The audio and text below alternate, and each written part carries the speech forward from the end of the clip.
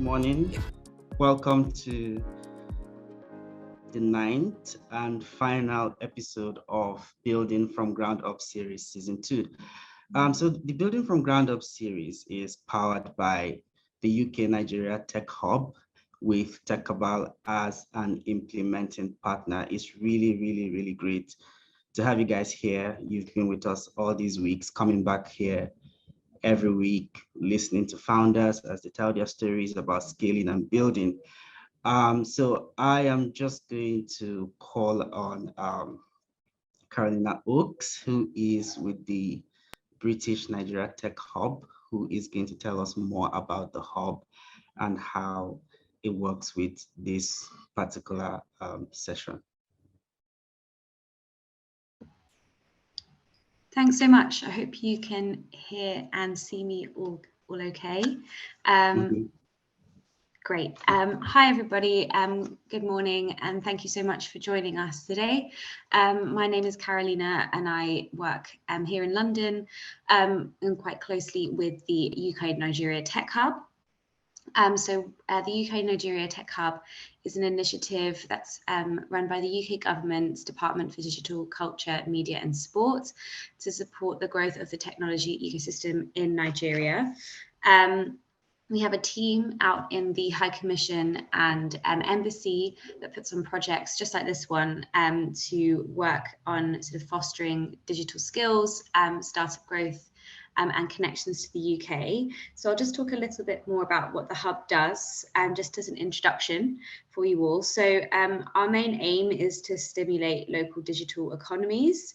And so one strand of that is fostering digital skills. For example, we have a project where we have a lot of graduates coming out at the moment from our design, product and developer school, which has been training up young people with software skills so they can be more employable in that market.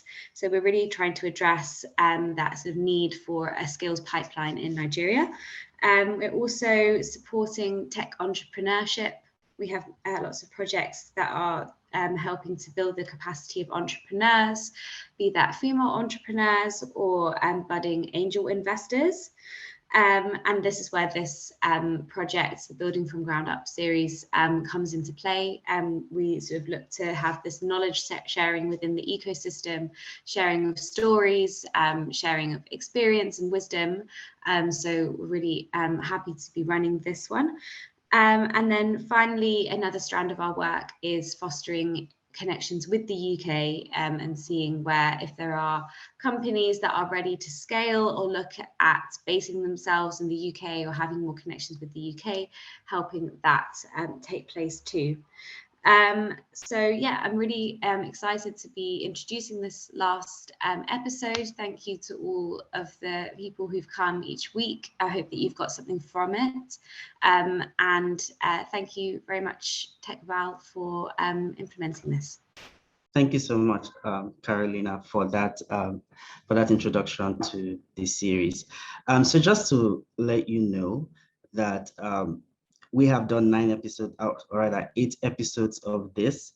And in the last episode, we spoke with Ire Aderiokun, who is co-founder, CEO, and VP Engineering at Helicareer.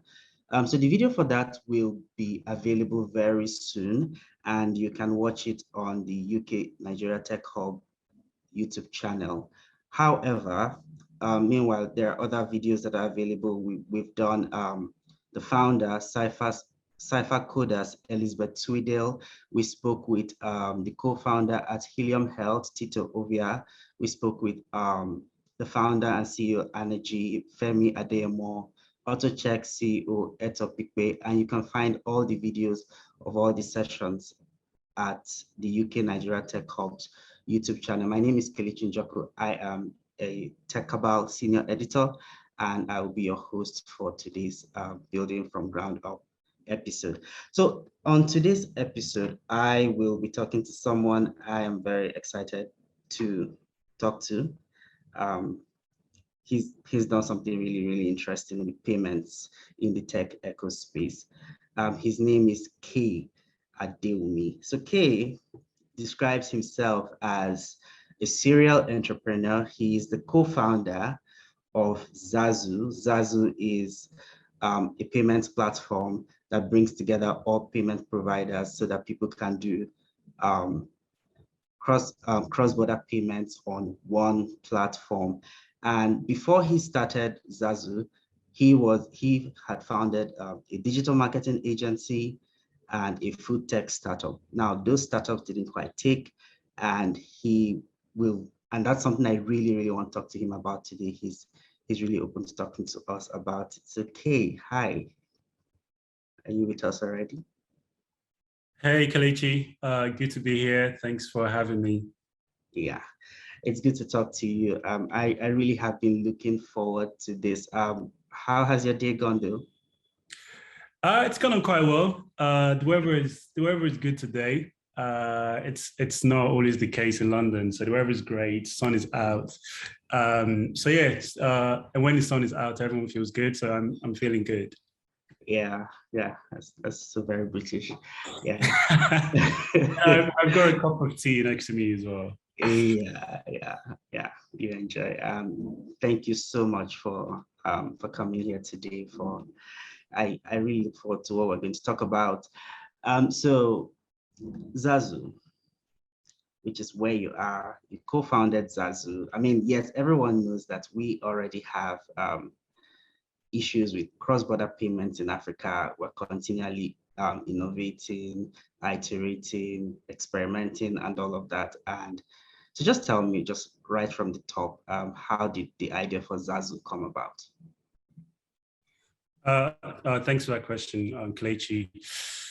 Well, it depends on how far you want to go back. The issue that Zazuu is solving is huge. It's humongous. It's been around for many, many decades. And the issue is multiple folds. One is cross-border payments globally is like very archaic, very slow. It's also very, very expensive, right? Right now, the average cost of moving money globally, it's about 7%. And that's a lot of money, right? Like if you ask me. So there's that issue, right? Moving money globally is very expensive, but also it's like very vague, right? Like you don't really know as a customer the cost of moving money, and that's kind of like the norm today. So for us, like we looked at that and we thought, okay, well, something's wrong here. But more specifically in our case, it's when you now look at cross-border payments into Africa, right? Like that's even worse, right? Moving money to Africa today, it's an average of 9% in terms of cost. In some cases, that can be as high as 22%. And that's just, a ripoff, in our opinion. So you couple the fact that this is a very vague industry. Of course, there's been a few companies in the past few years that's been trying to solve that, right? Maybe companies like TransferWise, WorldRemit, Mazimo, has been trying to bring that transparency into the space. Now, our thing is like, specifically for Africans, like it's not just the fee that's high, but also the experience of moving money for Africa, for Africans in the diaspora. It's horrible. You have like very, very biased onboarding process. That sometimes just because people don't understand, your identification or your passport or your name, your account can get closed, get cancelled. So so we're solving multiple problems. But in a nutshell, Zazuu exists to create an ecosystem where customers for the first time in the world are empowered, right? At the point of moving money, you have all your choices in one place, and you have this transparency, this bird's eye view on all of your options, and you can tap a button and move money to the continent. And in that process, you get the best FX, best rate, best fee, and the best experience possible in one single place. So that's what Zazuu is all about. Oh, great. So there are two things you said that I find really interesting. You talked about the cost of moving money across borders. So how have you weathered that cost with the Zazuu platform? Yeah, that's another good question. So I guess it's probably important to talk about why the cost of moving money is so high globally, right? And there are multiple reasons for that. One is we just have like a very old, archaic system, right? You have like the banking infrastructure globally, still like very old school. These systems were built in like in the 50s, right? So, and of course, you know, in the modern age that we live in today, you want things to move really quickly. We have like different choices of payments, and the really infrastructure that powers global payment, it's still very old school and is not really living up to that. And because of that, of course, multiple entities are trying to give the perception of like efficient, fast, speedy transfer, right? And to do that, there's a lot of partnerships in place. There's a lot of collaborations, right? And the problem is each partner in the value chain increases the cost of payments, right? And on top of like a very old school system. So that's you know, like an inherent reason why cross-border payment is so expensive. There's just so many entities involved in this, right? And often, you know, like we have to be very open as well. Like cash, you know, there's quite a lot of transactions, especially to Africa, is still powered by cash, and cash is very risky. It's unsafe, and of course, you know, the process of you going to like a local shop and you deposit the cash, and then that being registered in the system and somehow has to make its way to wherever it's going anywhere in the world. That process is obviously very, very difficult and also expensive. So there's all those factors, right? Which, to be honest, it's out of you know, it's hard to fix, right? Now, how is Zazuu fixing this, right? Our idea is very simple. It's that the traditional system we have today is very biased. The problem is that when you're moving money from like most platforms today, they all tell you like it's free transfer, right? Or zero transfer, right? But that's not true. Because if it's free transfer and if it's zero transfer, why is Africa still the most expensive continent? Same money.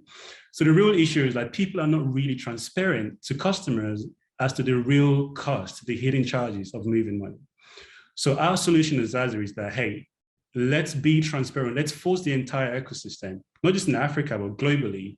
Let's force the entire ecosystem to be transparent to their customers as to the hidden cost of moving money. So how we do that is we show multiple providers and we show all of their rates and fees, right? And we're transparent about that. And for the first time, we empower the customer to see their options, right? In this case, what happened is, hey, customer that was meant to go with company A, who they thought actually was offering free transfer, could for the first time see on Zazuu that actually that company A was not the cheapest. And that's really the power that Zazuu brings into the place. We don't control the price, we don't set the rates, we don't set the fees. What we're introducing is transparency, a non-biased proposition that empowers the customer to have visibility and the control and a seamless experience to move money. Great, thank you for that insightful answer. So let me just quickly talk to our audience. Please, as the conversation is going on, the conversation is going to take 45 minutes. Please put your questions in the Q&A box, not in the chat room, in the Q&A box, so that we can see it, and you know the questions would be answered by Kay at the end of this conversation. And then of course feel free to chat with one another in the chat box, introduce yourselves and so on. So and the Q&A section is going to be for 35 minutes, so you don't have to worry. There's enough time for plenty of time. All the questions, yes. Right. So Kay, please talk to me about the challenges you faced when you were trying to set up Zazuu, because I mean, I imagine I'm thinking of all these platforms. I was just scrolling through the website and I was just saying, okay, look at all these platforms you have, or rather all these payment providers you have in one place. And then, so I want to know, first of all, how did you get them to, how did you make this integration happen? So let's just start from there. Yeah, another good question. Man, where do we kick off from? It's been like gazillions of challenges, right? One of the challenges is like really just trying to explain to the world like what we're trying to do in the first place. So like back in 2018, we were like, going to different agents and saying, hey, like, we think we can bring you customers. We think you offer an incredible rate and fees and deals. Like, we'd love to feature you in our platform. And many of these initial people we're speaking to, like, first of all, they don't really understand what like we're trying to offer. Some of them thought that we're their competitors. And we were like, hey, at the moment you're paying Facebook X amount of money to get customers. You're paying Instagram. You're paying all these advertising platform, right, to get customers. We can bring these customers to you for like almost for free. And so the challenge was like people didn't get it, and then the ones that got it, they didn't have like the infrastructure, more specifically the API for us to basically be able to show their rates and fees on the platform. So that was tough. Also, like there's just a lot of lack of professionalism in this industry, right? Like where I guess because we're young, people didn't know us, and who are these guys, right? Like who do they think they are? So we'd send an email to people and it'll take like forever to reply back to us. So we had that challenge in the very early days, and we just kind of managed to like overcome that. The other challenge we had was just trying to like get a license together, right? So from the get-go, like we were very clear and very specific about what we wanted to build as a company. We wanted to build the first end-to-end money transfer platform in the world that aggregates all the money transfers into one place and enable a seamless transaction. At some point, we thought, man, we're just a middleman, we don't need the license. And we realized, actually, we did a license, and we paid like a very costly price for that, basically like about a year of work. And we can dive into that a bit later on. But when we realized we needed a license, then we started having conversations with like your quote unquote fintech providers. And one of those providers, first of all, like actually didn't understand our business model, didn't understand the proposition. And to be fair to them, like this was quite early. This was like 2019. So even us like trying to, there's no like existing business model that you could say this is what Zazuu is doing. Because like, oh, are you guys a money transfer company? Like, no, we're not a money transfer company. We just want to be able to, carry a transaction, enable payments, and all of this stuff. So it was a tough process. But anyway, these partners basically, we're going back and forth with these specific partner here they were based in Amsterdam. Going back and forth, signed due diligence, NDA, and for like 8 months, nothing was moving. Now, like 8 months in the life of any startup is like 80 years, right? So, so we were waiting like, okay, when this guy's going to get back to us, when we're going to make actual tangible progress. And at some point, the founders had to come together. I remember this day very clearly. It was like summer 2019. And we were like, you know what? Should we continue to wait for this entity to get back to us and give us a license that allows us to operate? Or should we just yank out, like literally remove the payment capabilities, right? Like let's remove the payment capabilities. So those were the two options. Removing the payment capabilities mean that we can go to market straight away, not with the full product, but at least we can go to the market, right? Or just wait until like forever and trying to like build like the main thing. So we had to made a very tough decision of like, you know what, for now, let's remove the transactional capability and let's just go to market. And that was the product we went to market with in July 2020, which was kind of like a phase 1 of the full thing, right? So there's been like tons of challenge. We can spend like the whole day talking about challenges, but those are some of those challenges. So when you experienced this 8-month delay, yeah, what was it about? What was the explanation you were given? It was vague. It was unprofessionalism. It was sending out emails and not getting response back for like a month. It was asking us for like information that we didn't have. It was, like, yeah, you guys are targeting a very, very risky market. In this side of the world, when you're building payments, anything payments for Africa, you're considered risky. right? Meaning like they ask you like unreasonable, unnecessary things that they probably wouldn't ask other people. Like if you were focusing for a European market, right? So we were being classified as a risky entity. And they were just asking us for a ton of things, but also not very clear in the process. And yeah, I think that it was mainly that, right? Just we're enabling payments to Africa, right? And Africa is seen as a risky thing from a regulatory standpoint, from a compliance standpoint. So it was mainly that, really. That's really interesting. And there's something you mentioned about Zazuu not having an existing example of what it is doing. And I'm glad you really mentioned it, because that was something I was going to ask you about in terms of, okay, had you seen this somewhere before? Was there a model you were following or trying to improve on? And I think that was a really, really important point to raise. Thank you so much for that.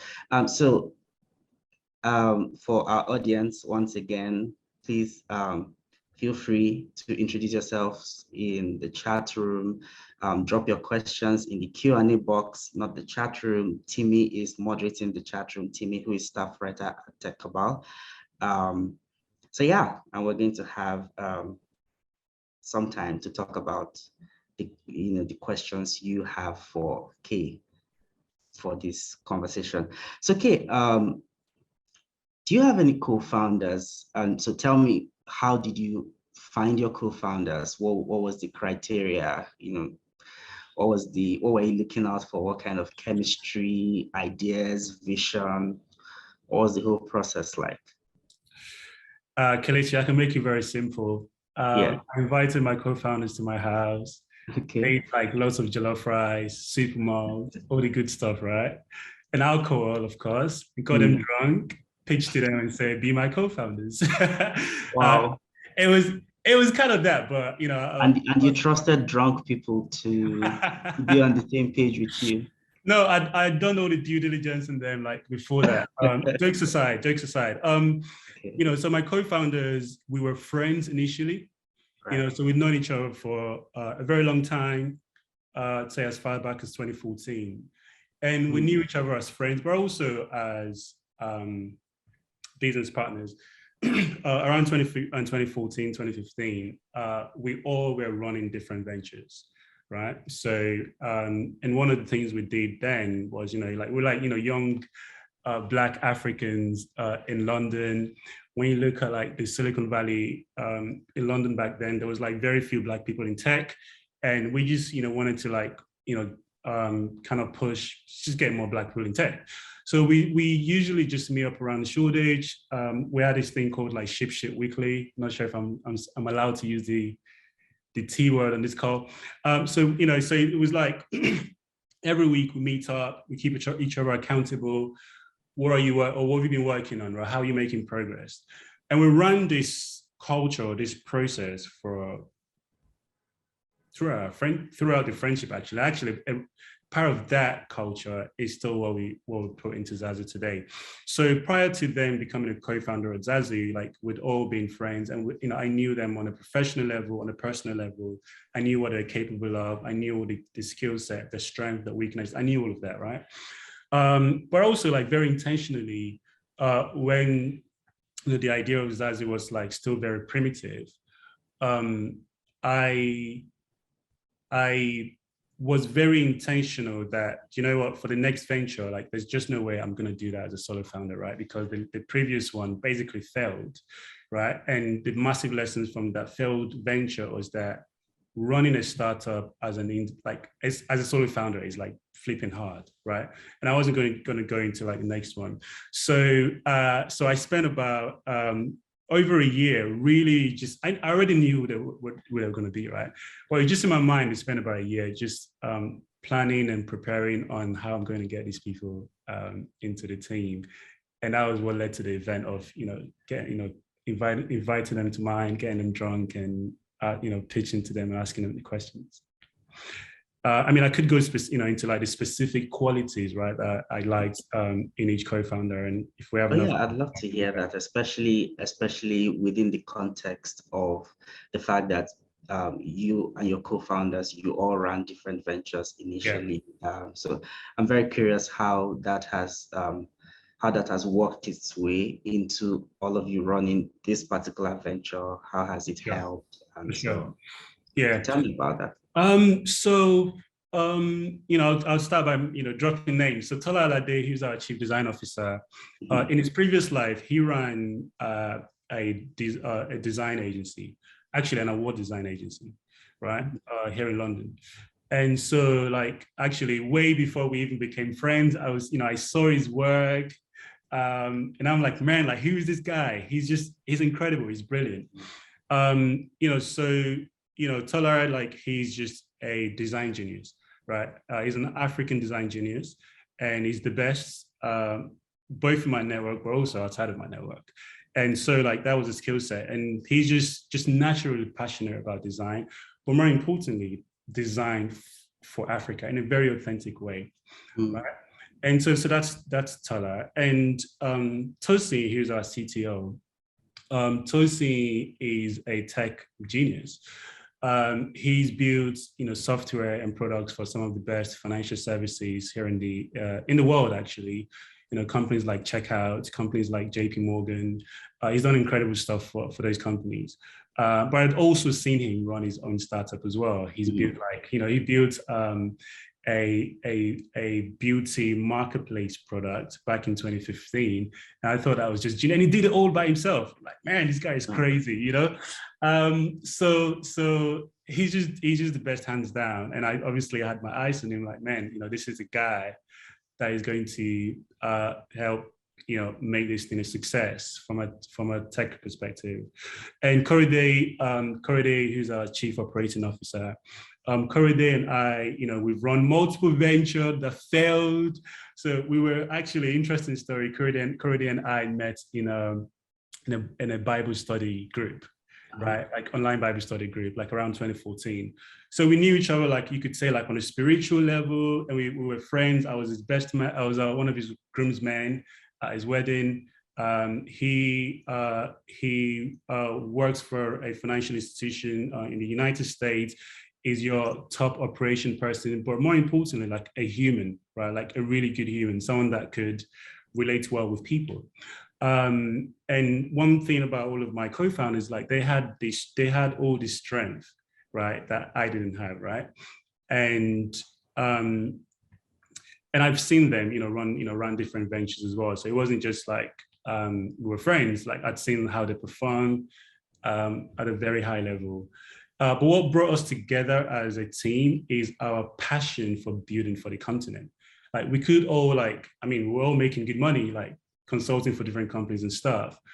But one thing that's been persistent or consistent across our friendship is a yearning to build for Africa, and to do something that's authentically African, to take, like, African ingenuity and African innovation to the global marketplace.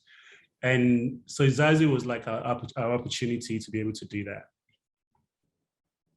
Yeah, I really like what you have shared and the way you have shared it. So what I see is a pattern, in this story of how you found your co-founders and how they've helped you, or how you all have worked together to build Zazuu, is experience, complementary strengths, reliability, and friendship. So these four things can go a long way. And then when you, of course, add the fact that you all were sort of headed in the same direction, you were already thinking of building for Africa. And so all of that just aligned. It just feels to me like all your paths were leading to Zazuu somehow. Yeah. And that's something 100%.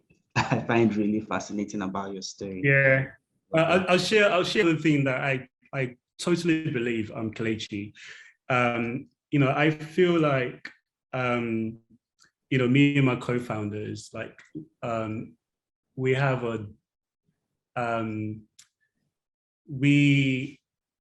our destiny really aligns, right? And we, there's some sort of fate happening, right? And the reason why I think that is this, like, we're all born in Nigeria.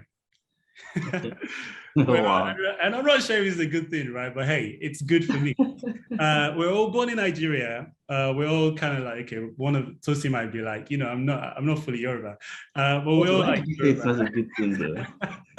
Well, I'll tell you why I think it's a good thing, right? Okay. Born in Nigeria, born in the same year, right? Like all in 1988, all Yoruba, whether that's a good thing. I don't know, but it's good for me. All extremely passionate about building for the continent.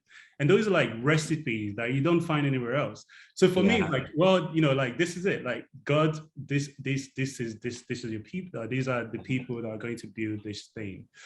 So I think that's really weird. We're also like a good sign for me. I mean, I believe you totally. I definitely agree. I mean, coincidence is like a little too much. I know, right? Yeah. But I love it. I love it. So speaking of, I mean, you raised this. You already raised the subject of the startups you started earlier, and they didn't, quite go anywhere.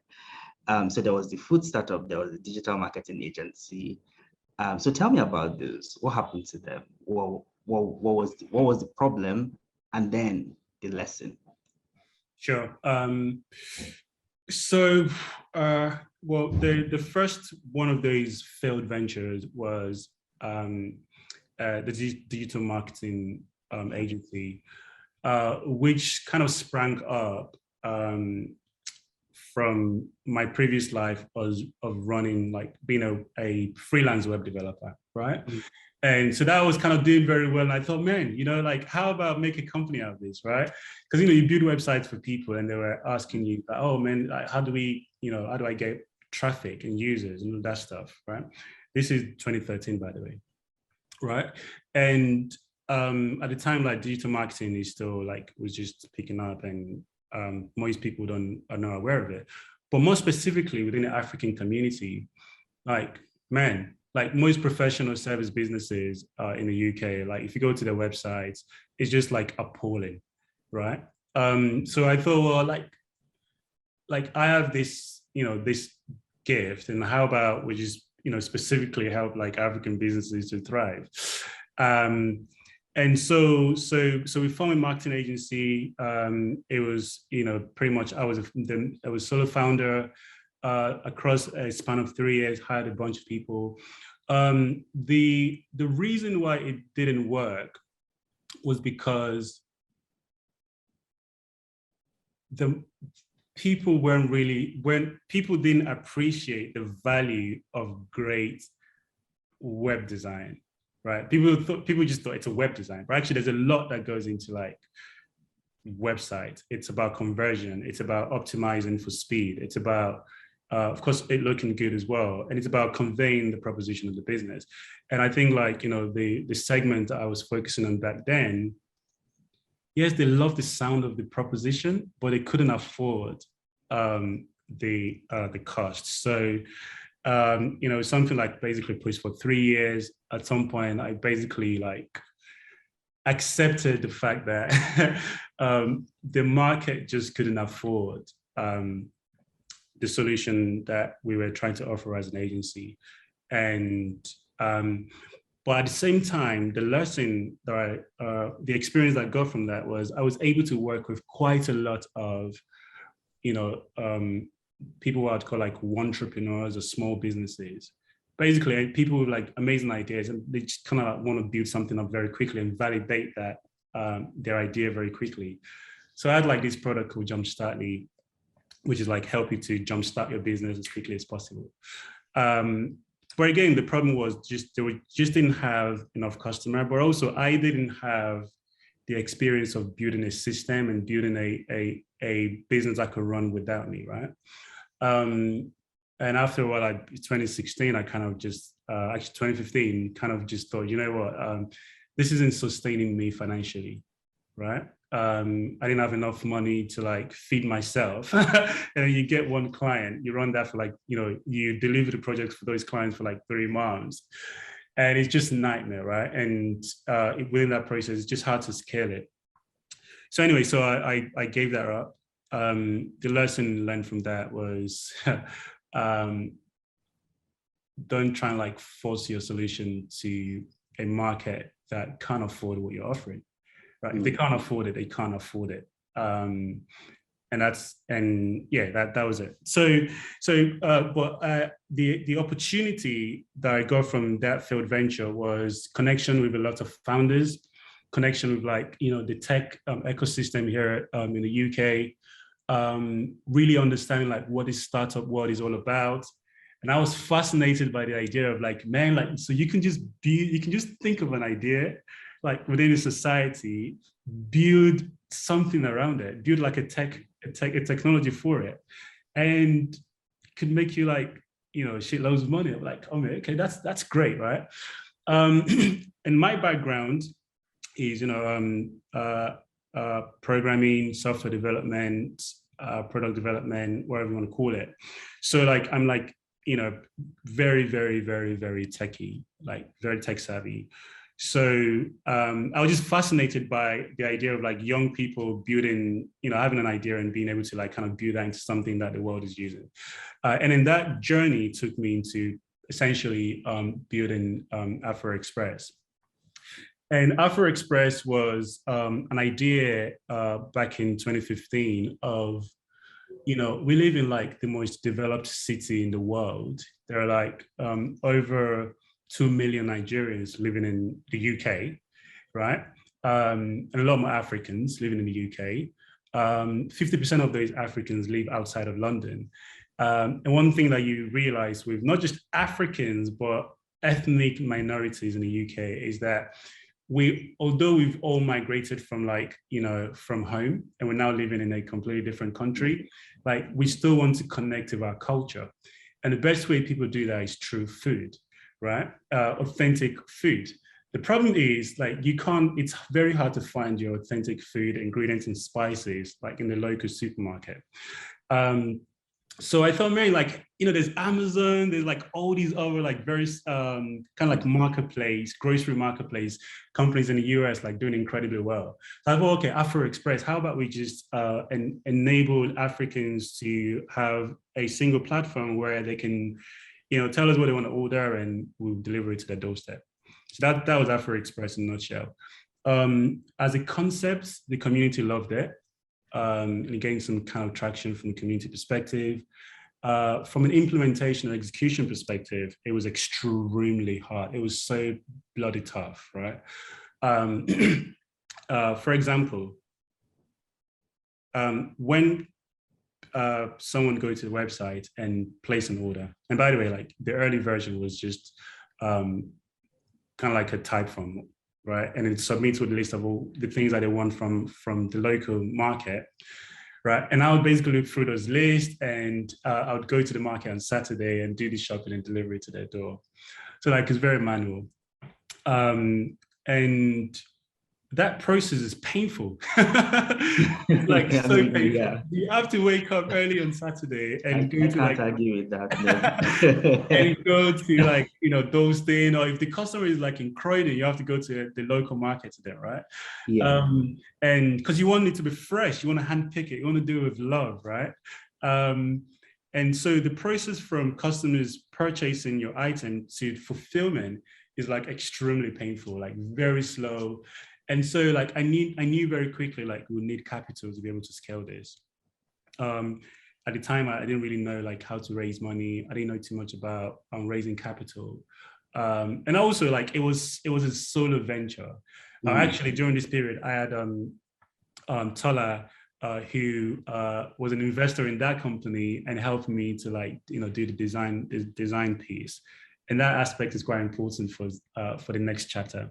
But yeah, like it was extremely difficult. It was very capital intensive. It was like basically using my own money. Like I didn't even have money then. I was using my money to like to buy groceries and then deliver it to people's house, right? So okay, so that model was very difficult, but it was still gaining interest. For example, Just Eat. Just Eat had like this accelerator program. It was the first cohort actually, and Afro Express basically joined a competition to pitch their idea, and everyone basically loved it, and it made it to like the final stage of competition. Unfortunately, we didn't get through. But that process was quite insightful for me, and understanding that, okay, there's something here, but actually it might just not be a very scalable business. Because at the time, like even Amazon delivering grocery wasn't making money. And so many examples that exist in the world back then were basically not profitable. But more so, like at the time, Afro Express was seen from an investment perspective as a very niche type of business, right? And you know, combine that with the frustration that I was getting as well, and you know, and running this with my own money and my own time. So I essentially decided again to just park this and move on to the next thing.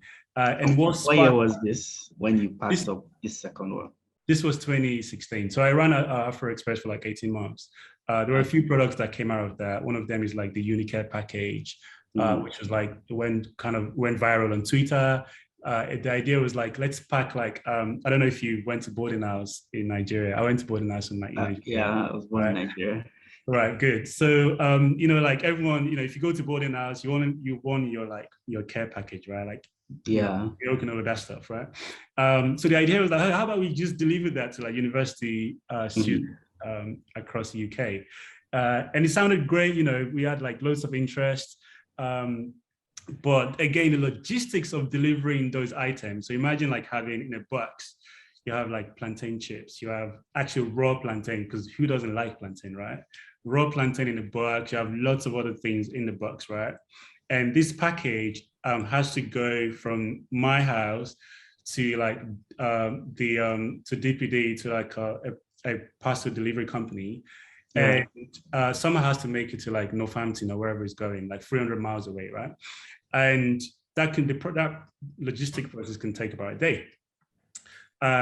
What happened is during that travel, the plantain would go off. Yeah. Right? I mean, not just the plantain. I was waiting for this part because I was. Oh yeah. It was horrible. It was horrible.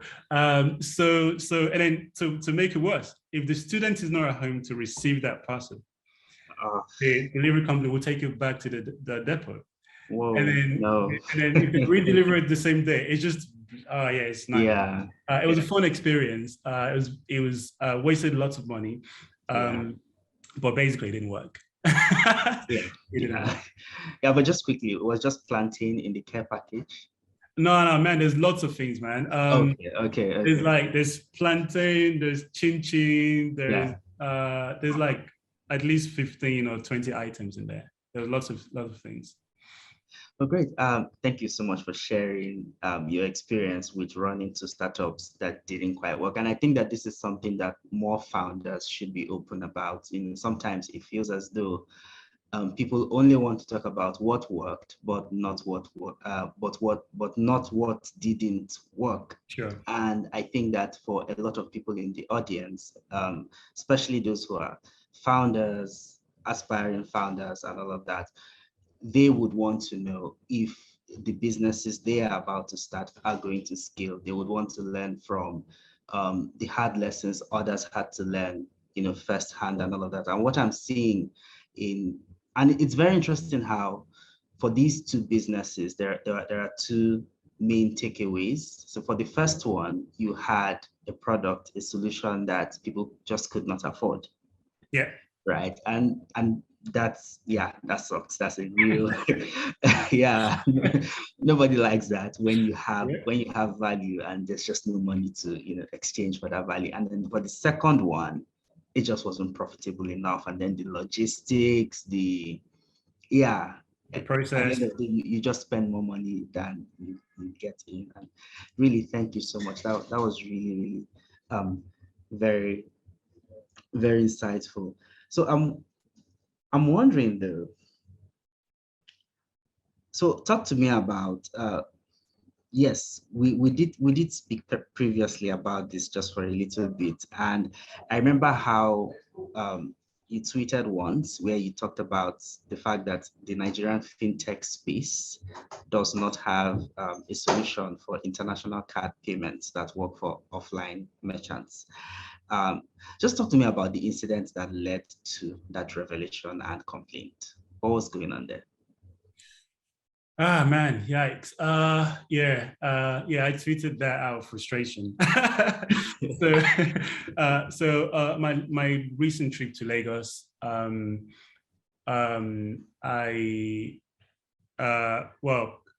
basically I had lots of meetings and stuff, and I kept on going back to this one place. It was like a cafe on the VI. Very good internet, good ambience, and good food as well. But then when it comes to payment, basically I couldn't use my UK card to pay. So, so I think they come with like two POS. One is like local POS and one is like international POS. Now think about this, right? Like I'm a Nigerian, but a Nigerian that lives in the diaspora. Right, I don't have like local card. I don't have any way to make payment locally, right? Unless if I withdraw cash. And you're in like this place having a good time. You just ordered like lots of food with the expectation that you can just make payment, like you could just pay because the experience that I have on this part of the world is like you just make payment should just be simple. I just make payment. It's like, yeah, and that wasn't the case. So the waiter came to me and basically said brought out the local POS, and I was like, well, okay, do you guys take international card? And they're like, oh, sorry, our system is down. I'm like, man, okay. Right, I'm gonna be washing plates here today because thankfully I had someone with me who could help me pay with their card, and even their card as well. Like, yeah, like I had to try 4 times for even their local card to work. And to me, like that was the expectation was that should be like a very simple, like we shouldn't even have to talk. Payment should just happen seamlessly, very simple without, having to talk about it. But unfortunately the experience was horrible. And it wasn't just that place. It was like in so many restaurants and places that I visited, that even hotels that accept foreigners and travelers just weren't taking international card payment. I don't know the reasons for that. Maybe it's like security or fraud or whatever, right? But the expectation of people who go to the country, like they have to make payments somehow, right? And they're not going to have Nigerian card or local way to pay. Usually they would have like international card. And it just shocked me that, man, like in 2022, like it's still a nightmare to make payment. And I was just wondering, like, how is this affecting even these businesses, the local economy, right? Like if I can't pay in this restaurant, I'm not going to go there, right? And so that affects me, of course, but also affects the local merchants to have more business and more revenue coming in for them. So that was my experience. It was quite frustrating, of course, because we're in payments as well. And I'm like, man, like there's a lot of like diasporans that travel back home, and this is becoming a theme even every year, right? You have like Dirty December thing that's like becoming a thing now. So I'm like, hold on, like 1 million people go to Nigeria in December, and these people can't even make payments locally. They can't make payments using the international card. And yeah, so it was just frustrating how like that is still a thing, and in 2022, I just don't get it. Yeah. So what do you think the solution is? Just quickly before we get to the Q&A, there are so many questions waiting for you from the audience. Solution? We haven't arrived at a solution yet. Okay. There are possible solutions. I think one is just understanding like the local context and local infrastructure and why that is, right? Because there must be a reason. There must be a reason that's beyond fintech providers. It must be like some sort of infrastructure issues. But I think there are multiple solutions that are kind of thought up in my head, but they're like very premature. One is finding a way to enable people in diaspora to have an account that somehow automatically converts their currency into like local accounts as soon as they get onto the continent, right? So then payment is not like international payment anymore. It's like local payment because they have a wallet that automatically give them like an NGN wallet, and payment just works. So someone that's integrated into like the same card, right? Maybe QR code is a thing. You know, QR code could be a thing. I think there's lots of fintechs on the continent. And this is where I think collaboration is important, because I don't think you even have to build anything for this. It's just collaboration and trust, right? Trust between merchants, the payment acquirer, in this case, the fintech provider, and the customer, right? And I actually think this could completely bypass like card process. I think there are like probably other similar ways that you could use this using like very basic technologies like QR code, and of course with trust, enabling customers to pay the fintech, and fintech gives trust to the merchant that money's been received somehow. There are so many solutions, but again, it's like very premature. Yeah. I mean, I see how the localized payments wallet thing could work. So yeah, I guess we'll just have to hope that somebody's working on it somewhere. Yeah, I'm sure someone's working on it. Oh yeah. There's always something going on. Yeah. But it also shows like just how huge and how big the opportunity to like create solution for the continent is, especially with payments. Because we have incredible people doing incredible work right now fixing banking issues, right? But it's just still a lot more things that can be solved. And, you know, that's why it upsets me when people are like, oh man, you know, the fintech space is getting crowded. I'm like, what are you talking about? It hasn't even started yet. Yeah. It's not started yet. Like there's so many payment providers just in the tiny island of UK alone. What are you talking about? So we've actually written about that. All right. Okay. It's not. Yeah, we haven't scratched the surface. I totally agree. Yeah. So there are so many questions, you know, that have come in from the audience, from our chat. So this one says, "Hi, does your solution have an API third? Does your solution have an API third parties can integrate on their own platform?" Short answer is we're currently working on that. Okay, cool. Imor Anslem says, Imor has a couple of questions. So do I take them one after the other, or do I give you all the questions at once? Yeah, I think, let's bundle in one. Okay, yeah. So he has 4 questions, and so let's just quickly go through them. So he's asking, what kept you going in hard times while building? That's the first question.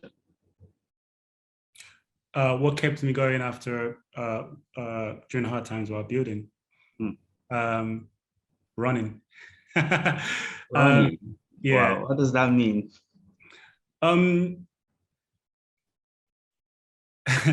So I think like founders have to prepare themselves, right? Outside of your job, outside of startup, like you really need to work on yourself, and your physical health, your mental health is absolutely important. And quite often, like when your physical health is top notch and your mental health is top notch, most times you can handle most challenges that life throws at you. That's really very important. I mean, the mental health part. I mean, running a business is not easy. It's not funny. Yeah. You're at the beginning, you're practically the person who's just doing everything, or just you and a few people doing pretty much everything. So yeah. time to rest, time to decompress, time to refresh, all of that. And most companies are hard. Like there's no easy company to do. Like everything is hard.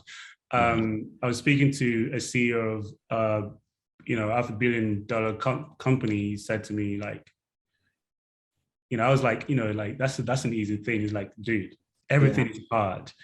And I completely agree with him. Like, even if you're building, like, man, what's like the easiest business out there? Like everything is hard. So I think the first job of like founders is to look after themselves, right?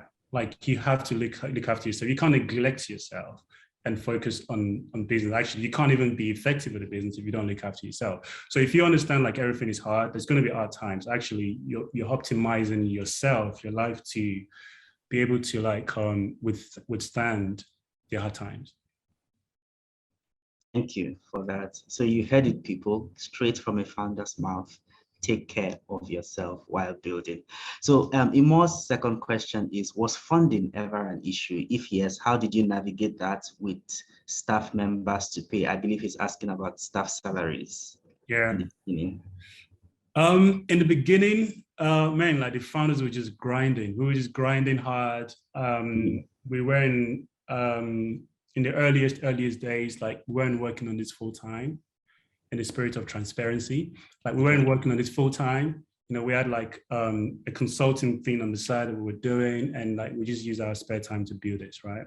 But of course, as the company matures and grow, there were times where like we had to pay people even before we raised, right? We had to, we hired a few people and we had to pay them. And guess what? That money came from the founders. We put this money together out of our pockets to pay staff members.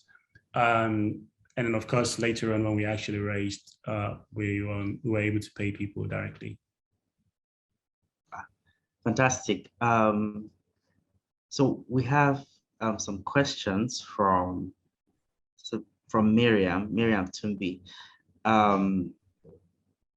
Sorry, this is from an anonymous attendee.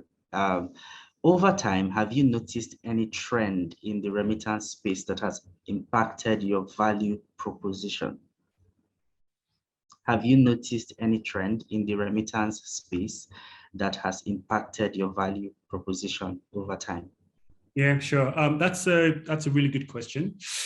Over time, I mean, we've been in this since like 2018. So we've learned like a whole bunch of things. We understand like all the stacks, all the processes, the requirements for like any money transfer company to even run. And we understand like some sort of trends, and mainly those trends are like the major trend is like technology innovation over the years, which is like giving opportunities for people to improve their process and become a lot more efficient and deliver like a much better experience. I think what impacted our business was in 2018. First, there was there was an inflection point globally, right? Which we kind of spotted earlier on. And that inflection point was like a shift from financial institutions, like a shift from financial institutions like being like the decision maker in payments to like the customer being a decision maker in payment processes, but also in like ownership of the data and stuff like that, right? And those shifts began as like, the rise of open banking in the UK. And the idea behind open banking is, hey, banks for decades has monopolized as stifled innovation, had made competitors and better offerings in the market to really thrive, because they're sitting on huge amounts of customer data and they're not allowing customers to move their own data that they generated into like other platforms. So then we had open banking, we basically completely changed that around and enable customers to be able to, at least in some countries, and that's becoming a phenomenon now, in some countries, for customers to truly own their data, but also be able to freely move that data across multiple financial institutions. So that's an important trend that obviously affecting payments globally, but more specifically remittances. GDPR is also a theme. Customer privacy, how you use customer data and things like that. So again, the major shift is really, banks and financial institutions now have less monopoly over a customer. Now customers have a lot more power. And that's really the foundation of what Zazuu was built on. But we saw this trend, we saw the shift globally, and how in the future, customers will own their data and they will have the freedom to be able to move. Right now, it's just within borders. Very soon it's going to be outside of borders. So if you're in the UK as a customer, you have a bank account, at some point you'd be able to move all of this financial data and information and access and all of that stuff, right, into your Nigerian account. And actually at some point there'll be no borders. And that would happen because of innovations such as open banking and GDPR and stuff like that. So that's, hopefully that answers your question. Yeah.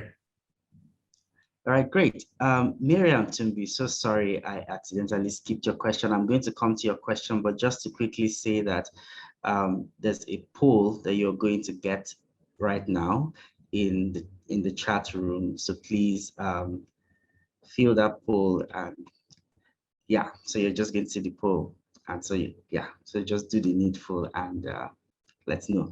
So Miriam, about your question. So Miriam is asking, she says, I do know that transfer costs and charges are dependent on the infrastructure you deploy. So I am just curious to know how you are able to render your service at a fair deal, as you said. Sure. I think that's an important question. And as I mentioned before, right, like there are infrastructural reasons why the cost of payments is very high globally, not just for Africans. And at Zazuu, we understand that. In fact, we embrace that. And so the traditional solution we have today is that money transfer institutions are not transparent about the hidden charges that they're charging you. And I think it's a horrible practice to advertise free transfer, zero transfer, and manipulate people's trust to believe that actually this transfer is free, but actually it's not free. There's a huge margin on the FX, the foreign exchange rate, if you're moving pounds to Naira or Ghana cedis or wherever, or if you're even moving pounds to like US dollars, right? There's like an exchange rate that's really like the first principles of financial services globally. That's how all of them make money. But you, as a customer, you don't know that. So Zazuu's position is not, our definition of fairness is actually, we think the customer should decide what's fair for them, right? We're not trying to tell you what's fair for you or what's best for you or what's good for you or what's right or what's wrong, because we understand that in different circumstances, in different situations, you might want the best rate, but you're willing to wait for like 2 days for that money to arrive. But in some situations, you might need that money very urgently and you're willing to compromise on rate, but you want that money to get to you straight away. And in some other instances, you just want to go with companies that you trust and you know what they are already. So there's so many factors. And what we've done is we've built a platform that empower people to have visibility across the entire industry. And of course, we try as much as possible to nudge them towards what we call like the Zazuu's choice, right? Which is optimizing for best rates, best fees, but also best experience. Again, it's not just about sending money, right? It's like, oh, what happens when you send that money and your money is stuck somewhere? How's the customer support when you reach out to them, right?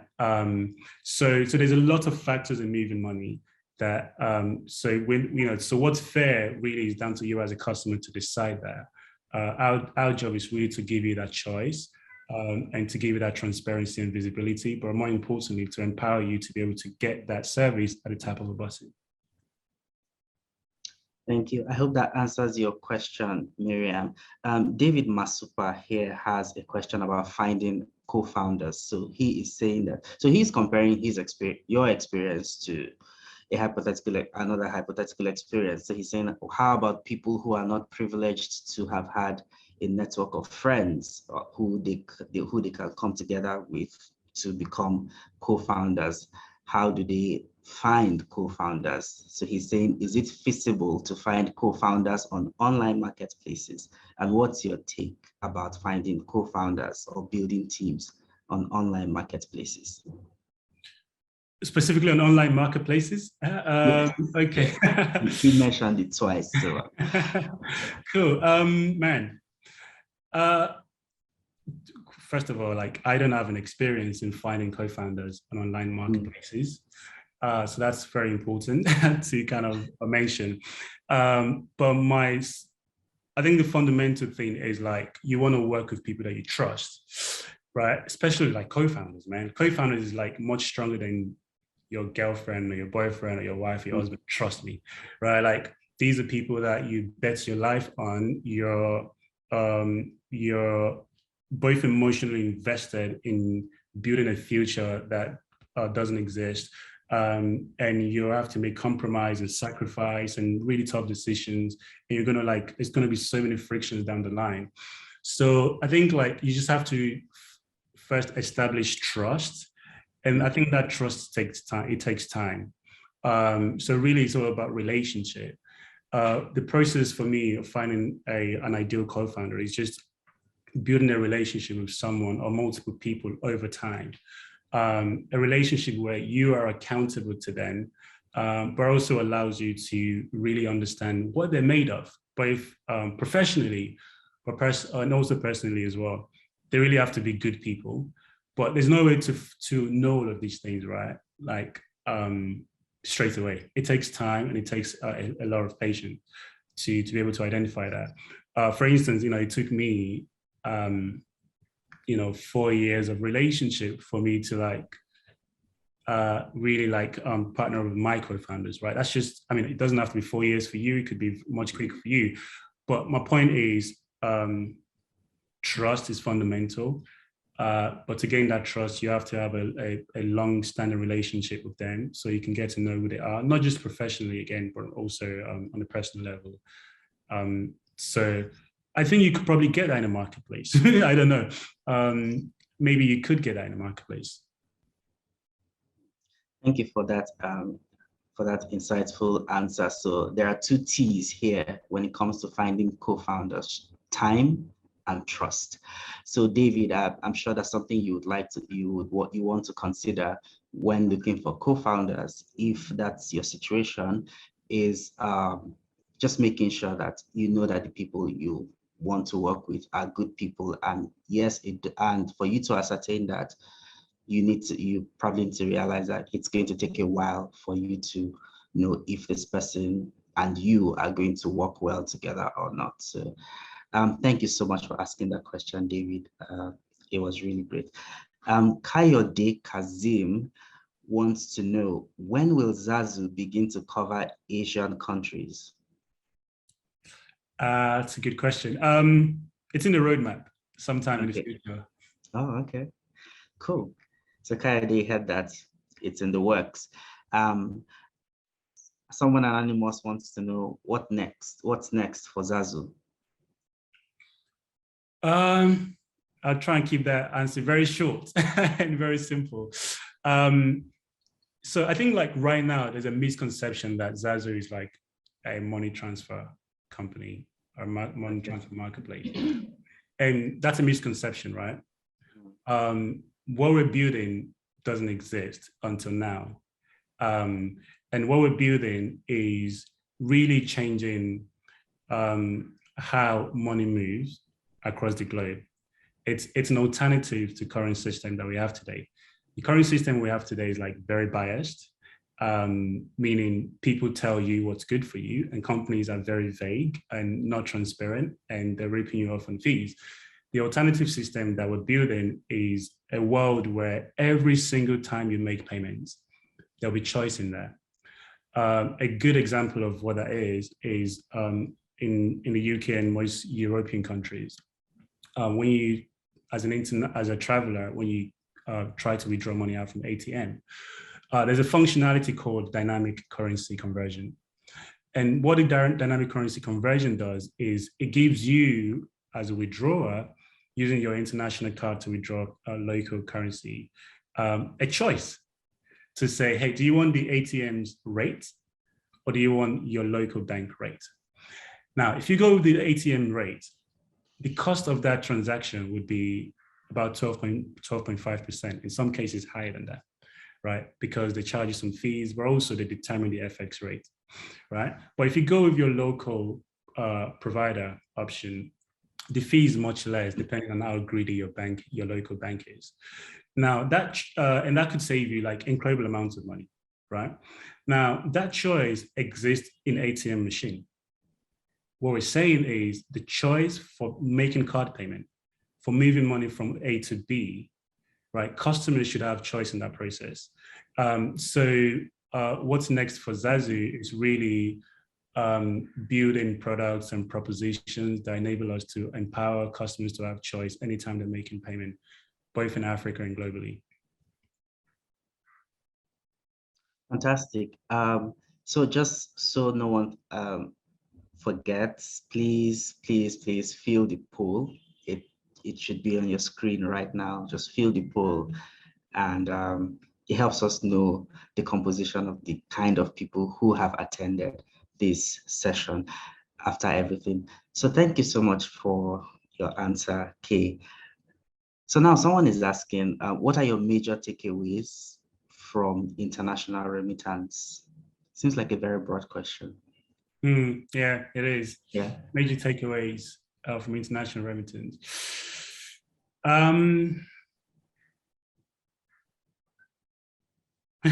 Well, I mean, right now, international remittance is very biased right now, and it's not working for customers. They're not very transparent. I think one company that sets a very good example is TransferWise, or Wise, as they call it these days. They're very transparent about their proposition, and they tell you when their rate is not the best rate by comparing you with sometimes like very biased banks, right? Anyone can offer a better rate when you compare yourself against banks. But overall, the entire industry is not very transparent. So that's my major takeaway, and that's been the major takeaway for quite a while. We're just trying to push for a world where like transparency, choice is the default when you're moving money from A to B. Great. Olorafemi Bumi is asking, how hard is it getting African users in the early stage of Zazuu? Because as Africans, we have little trust when dealing with money. Sure. That's a very good question. It was quite easy for us, actually. It's been very easy for us to relate and engage with customers, and the reason for that is because like our proposition is customer centric. It's like customer first. Like you know, we're trying to save them money in a way that customers don't feel like we're trying to offer them another like money transfer solution, right? It's like, actually, we're trying to help you so you can have more visibility, right? So you can see like who's been ripping you off, right? Like initially, when we first launched the products in 2020, like people came to Zazuu, they downloaded Zazuu, and they were just shocked, right? Because there were people who thought like, I'm not going to mention names here because I don't want to damage anyone's brand, but there were people who thought like a company in the UK was offering the best rate because this company was all over the place. And when it came to Zazuu, and they saw like that company is on number 7, right? And a completely new brand, new company that they've never heard before, but serving the same corridor, like is offering them like better deal. So I think like it's just very easy for us to like speak to customers because they know that we're on their side. We're offering them like something that will obviously save them money. So yeah, I think like growth has been very easy for us. Great. So Anonymous wants to know, do you need a co-founder or should you just focus on execution? If depending on the stage you're in, I think if you're in like, well, I guess that by that you're probably just starting up. Initially, like you want to do some work yourself. You want to invest some time by building some sort of prototype, right? By moving very quickly from an idea stage to like something very tangible, right? So that way, when you're pitching when you're pitching your business to other people, you're not pitching an idea, you're pitching like a product or something that they can see and touch. And that, I think a lot of founders neglect that, like early stage founders neglect how important just that simple process, well, not simple, but just that process is, not pitching ideas to people, not even to customers, right? Like you're not going to get the best feedback, the best response when you just, kind of like giving people raw idea, like, oh yeah, here's what I'm thinking to do there, rather than just show them a landing page, like here's a value proposition, give me your email. And I think like that's a prerequisite to even looking for co-founders. But I think like also you have to be very clear and specific as to like what you want from co-founders. I do think like in the early stage, it's two is better than one, right? Both for speed, but also for your sanity, because building a startup is extremely difficult, and don't let anyone tell you otherwise, right? It's so bloody hard. And it's just harder doing it on your own. Like you're most likely to give up doing it on your own. So when you have like a trusted co-founder, at least you have two people that you can kind of like go on that journey together. But I think there's some work that has to be done that most people skip, and they start talking to like co-founders before doing those work. So yeah, I mean, I like what you said about just having that alone time to do some initial work, so that when you're talking to someone who might be your co-founder eventually, you're not just selling just a rough idea or like, okay, this is great, let's do it. You're showing them something that could work. So I think that's really very important. So Anonymous, I hope this answers your question, and really thank you for bringing that up. Thank you for asking that question. Emmanuel Izani has a question still about co-founders. So he says, so I'm just going to quote his entire question. He says, you just recruited your co-founders after perhaps vetting them. Did your co-founders also have financial stake in your business concept, or did they become co-founders just on the basis of their skills, qualities, and business acumen? Do they have a financial stake in the business? Meaning like, did they put their money in the business? Did they put money in the business? I imagine so. Yeah. So the conversation, yeah, I mean, that's a very good question. I think, yeah, it's a good question.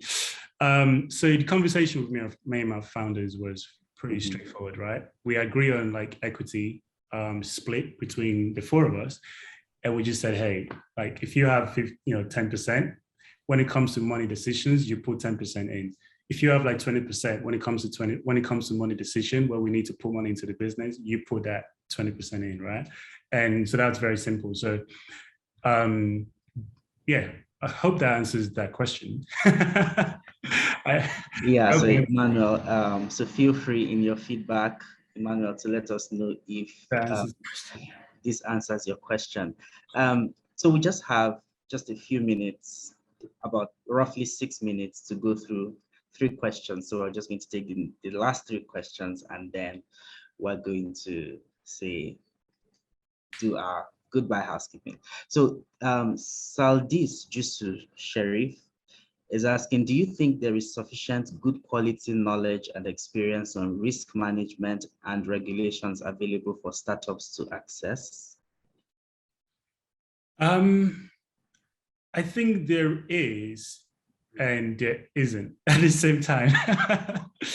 I mean, once in the early stage, like it's hard to find this information, right? When you're just kind of starting up. And I think part of that is also because as founder, you don't really know what to search, or you don't really know like what the problem is and how to articulate it, right? So at that very, very early stage, when it's just you trying to make sense of things, like there are very scarce information, or should I say, it's just hard for you to like find them. But as you then begin to understand the space you're in, and the requirement that you need to be able to, the regulatory requirement that you need to run your business. And by the way, I'm speaking for a completely different market now. So my response is coming from like someone who's living in the UK, who the context around there is completely different. The regulators on this side of the world, they provide like so much information. the people on this side of the world provide so much knowledge and resources and articles and posts and stuff like that, right? So to add that context there. So from then, I think later on, as you really start to understand the requirement that your company needs, or you begin to find like actually overwhelming amount of information on how to run your business very compliantly. There are like advisors for this. There are services for this. You could reach out to, like in the UK, you could reach out to the FCA directly and ask them questions if you're trying to know like how to stay compliant and how to get regulated and things like that. Can it be much easier? Yes, for startup. Can we have more, at least for African founders, could we benefit with more programs that I think UK Nigerian Tech has been running that is focused specifically for like fintech founders? Yeah, I think that would be really helpful for African fintech founders, just so they know exactly where to go when they need answers for a specific regulatory and compliance question. From an African founder's perspective, I think it can be quite overwhelming. You could basically find yourself in the middle of nowhere, not really knowing how to kind of navigate it. So yeah, I think there's more work to be done, but the more you know and the more you kind of know what questions to ask, it becomes like slightly easier. Okay, great. So we just have two last questions to take, one from Imo Anslem and another one from Aduwere Osemege. So Imo wants to know, has Zazuu ever had a fraud or scam complaint from its users? Is this recurrent? How did you deal with it? The short answer to that is no. So we've never had that issue. Yeah. Yeah. Okay, great. So can you quickly talk about any safeguards you have put in place to ensure that that hasn't happened? So first of all, with our current products that we have, we only work with regulated entities. Okay. Right? Meaning, man, and it's like you go for a tough job to be regulated, right? And so we only work with regulated entities. We work with institutions that have reputation as well. And we do our due diligence in terms of understanding who's behind those businesses, what their platform looks like, and stuff like that. So we do like our own set of due diligence before we bring people to the platform. And on top of that, these entities are regulated, so they have to comply with local laws, which is very, very high, and it's focused on just making sure customers are safe, transaction is safe and protected. So that's the first part. The second piece is we're also FCA regulated, right? So as an entity, we have a lot of mechanisms in place to make sure that customer data, transactions, payments, onboarding, the people who are using the product, they're all like verified, they're all compliant, they're not on like any sanction lists. Also, the partners we're working with, they're all compliant with local laws. So those are things that we've put in place to build a platform that is safe for everyone. Great, that's very assuring to hear. I mean, no one wants to lose their money when they put it in the internet. So when it passes through the internet, yeah. So the last question, just quickly, just 1 minute. What's the easiest way? This is coming from Aduwere Osemege.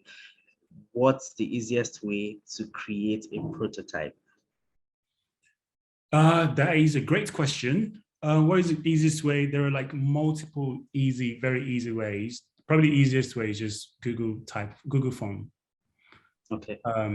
Basically, the notion is this: you have an idea in your head. You want to very quickly create a value proposition. What does that idea looks like from a customer perspective in terms of value you're delivering? So, for example, if you're helping people to deliver grocery to their doorstep, you could say, we deliver grocery to your doorstep as like the headline, right? And then sign up. And that sign up button, you can just take them to like a Google form where you ask for their name, their email address, maybe you ask them a couple of questions, and they can submit that. And that's a very good way. You know, if anyone submit that form, that means they resonate with the initial headline message you put there, which is the value proposition. So there's that. But if you're kind of looking for something a little bit more complex, there are several like no-code platforms these days that allows you to like build something very simple. Yeah, but I'm not going to drag this too long. That's the easiest way to build a prototype. Thank you so much, Kay. This was a very enlightening conversation. Thank you for engaging with all our questions, the questions from me, the questions from the audience. This was really, really enjoyable. I mean, yeah, it's been really fun. Thank you for having me as well. You make money sound fun and everything. So, so yeah, do you have any final thoughts, though? Quickly.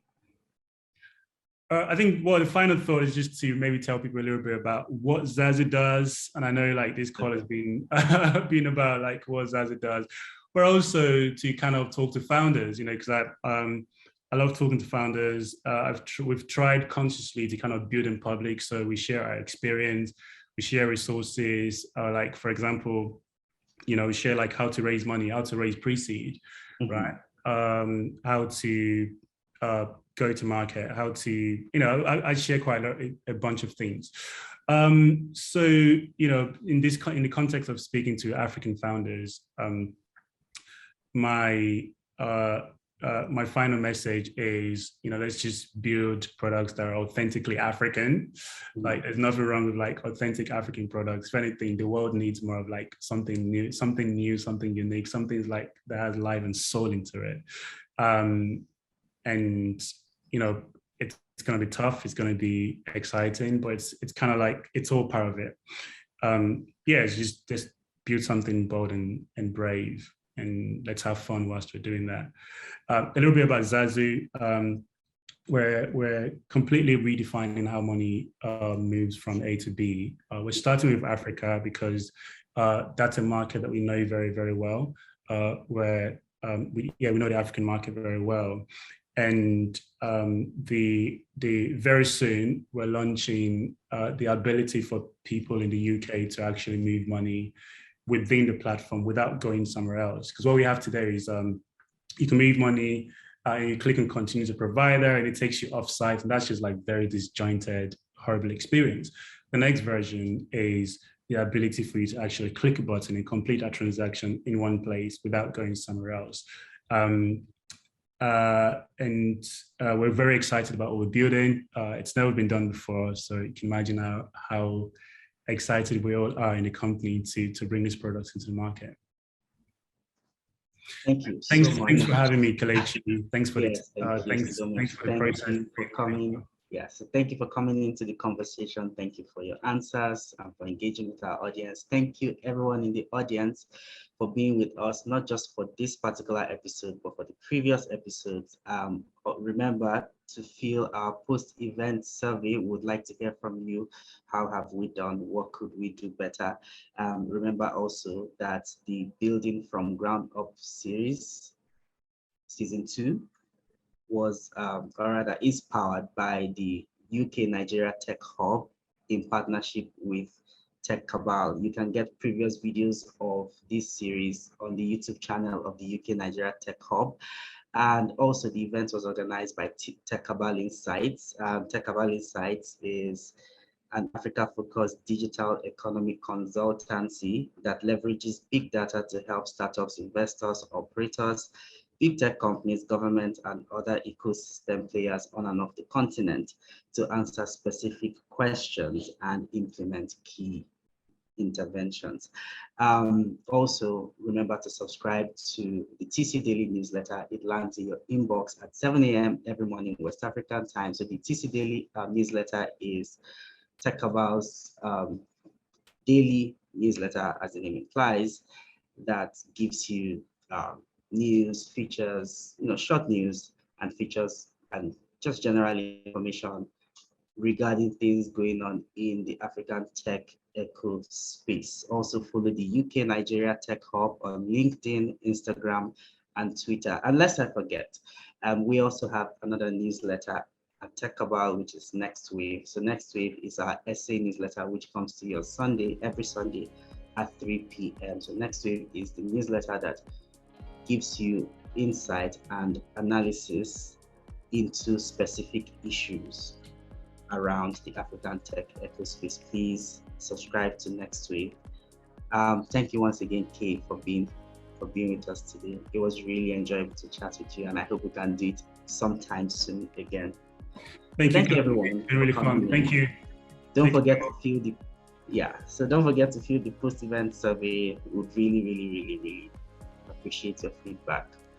So bye and have a great day.